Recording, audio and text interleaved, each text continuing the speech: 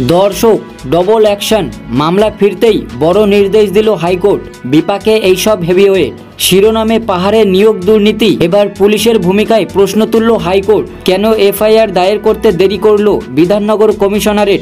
যাদের নাম আছে তাদের, যাদের নামে এফআইআর হয়েছে তাদের 41-এর নোটিশ কেন দিল না বিধাননগর কমিশনারেট এবং সিআইডি?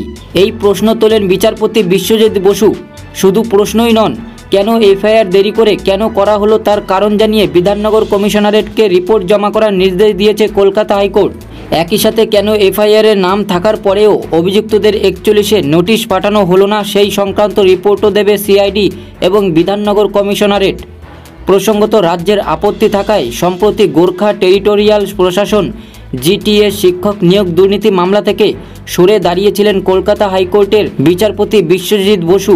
তবে ঘুরে তার এজলাসেই যায় মামলা। জাস্টিস বসুর এজলাসেই মামলাটি ফেরত পাঠিয়েছিলেন প্রধান বিচারপতি টি.এস. শিবগানম। গত বছর জানুয়ারি মাসে জিটিএতে নিয়োগ কারচুপি নিয়ে অভিযোগ তুলে একটি বেনামি চিঠি সামনে আসে শিক্ষা দপ্তরে।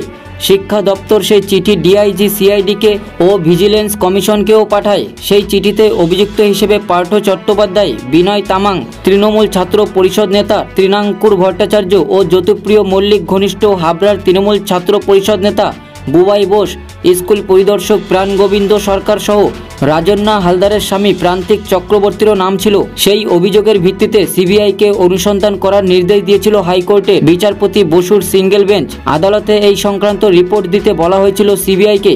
আদালতের রায়ের পাল্টা সেই নির্দেশকে চ্যালেঞ্জ করে উচ্চতর বেঞ্চে যায় রাজ্য। যদিও সেখানে ধাক্কা খায় রাজ্য সরকার।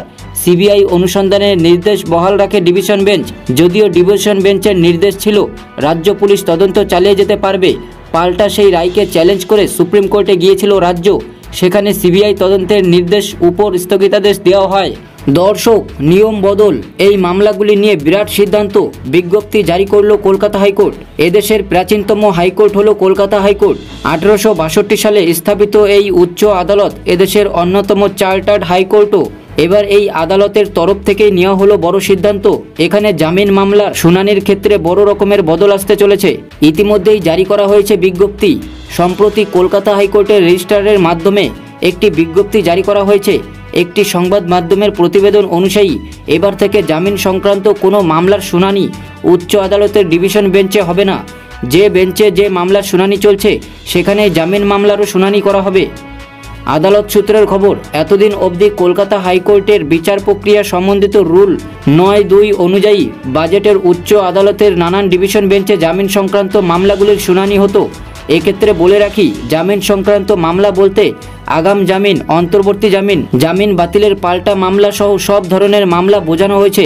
তবে এবার থেকে সংশ্লিষ্ট সিঙ্গেল বেঞ্চেই এই ধরনের মামলার শুনানি হবে। উচ্চ আদালতের রেজিস্ট্রারের মাধ্যমে জারি করা বিজ্ঞপ্তিতে এই বিষয়টি তুলে ধরা হয়েছে।